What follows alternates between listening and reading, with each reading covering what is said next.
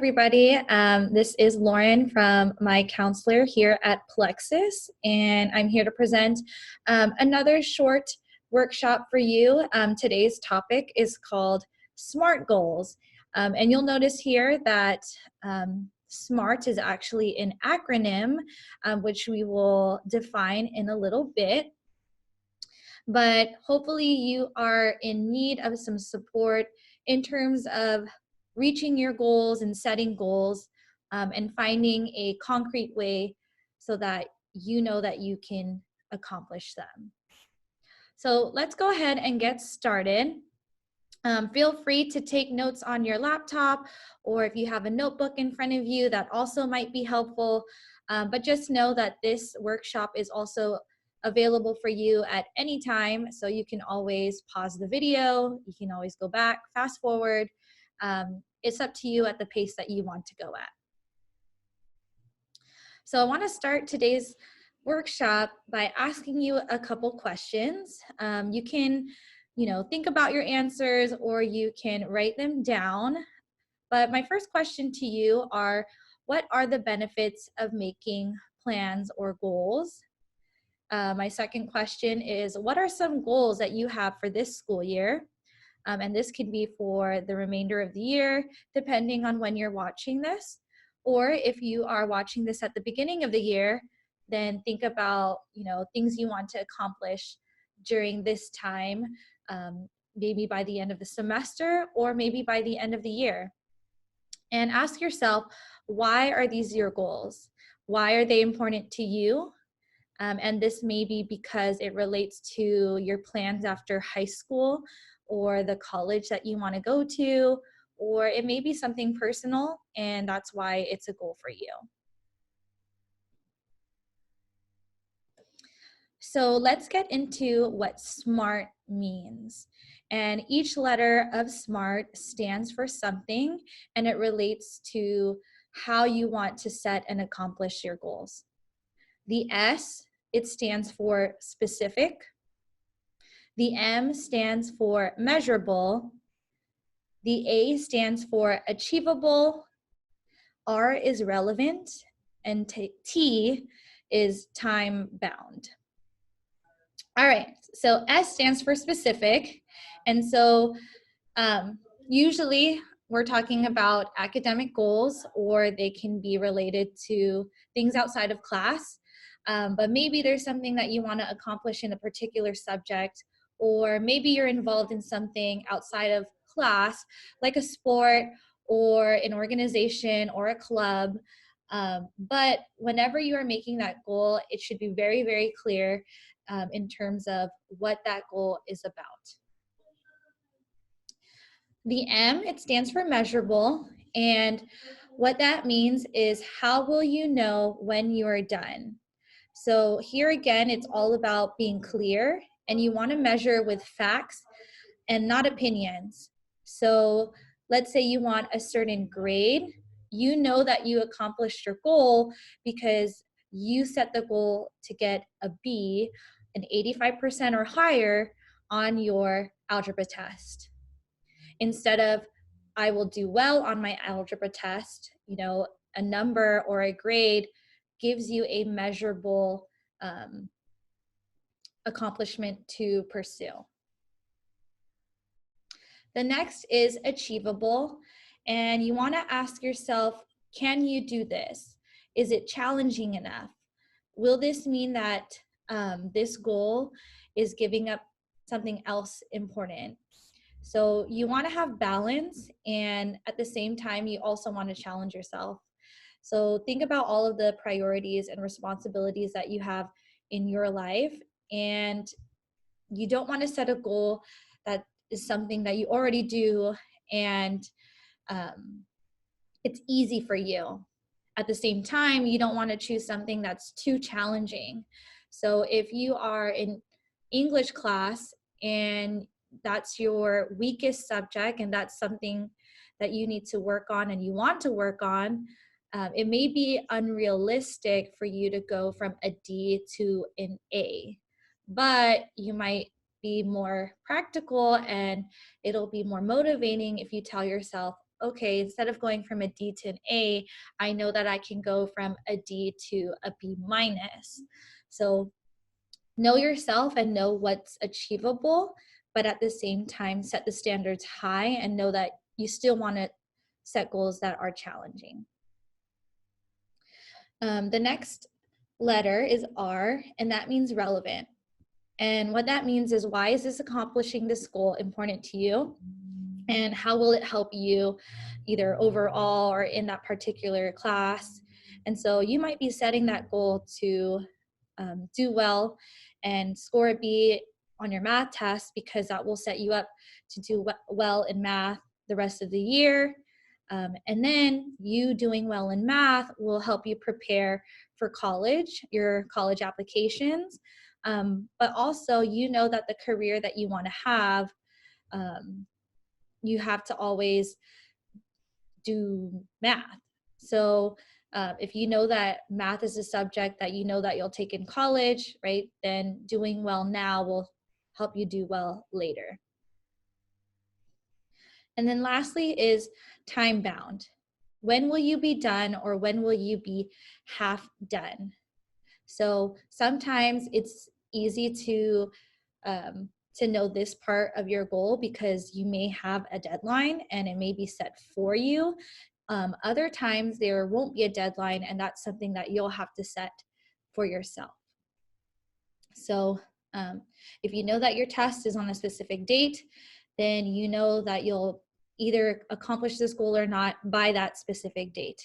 Otherwise, if you know that you want to be captain of your sports team, right, that might happen in your junior year or your senior year, right? And so those are things to keep in mind when it comes to time. So I'm going to give you some examples, and sometimes the goals that we set for ourselves is great because setting goals is really important, but sometimes they lack clarity, and so we want to change our okay goals into SMART ones. So your goal might be, I want to pass my classes. If we change that into a SMART goal, it says, I want to earn an A, 90% or higher on my chemistry quarter 1 test on this date. I also think that it's important that, in your mind, that you want to pass chemistry, and that's an overall goal. But in terms of time, I know that I can accomplish this by this date. And if I start off this way, then I can set another goal after that for the second test, for the semester 1 grade, then for the following test in the next semester. Another okay goal is, I want to get field experience. So maybe you want to be a certain career, and you want to get hands-on experience in that career. But this lacks specificity again. So to turn it into a SMART goal, you would say, I want to obtain an internship at blank hospital by fall 2020. This identifies exactly where you want to be, the position that you want to have, and when you want to have it. If you just say that you want field experience, right, you may not know when to do that, the deadline's coming up, and that might not be as helpful for you. So as you are setting your SMART goals, these guidelines will also help you in terms of, is this an okay goal or is this a SMART goal? So a SMART goal, again, right, specific and clear is the S. And so you want to state exactly what you want to accomplish. And besides you, who else needs to be involved? That question might be answered with, well, it is only me, or you may have to have a teacher involved, you might have a friend involved, a parent, but remember, the more detailed and specific, the better the goal. Then measurable, how will you know you met your goal? What will change? So what was it before versus how will it be after once you accomplish that goal? Before, maybe you had a 75% in the class, and then in the result is that you have now an 82% in the class. Then the A is it achievable, and what is the action plan? So what resources do you need to achieve this goal? Where can these resources be found? What control do you have, and what is out of your control? And so you want something, or you want a goal where you do have control, but at the same time, you do need to have awareness of what other resources you might need in order to achieve it.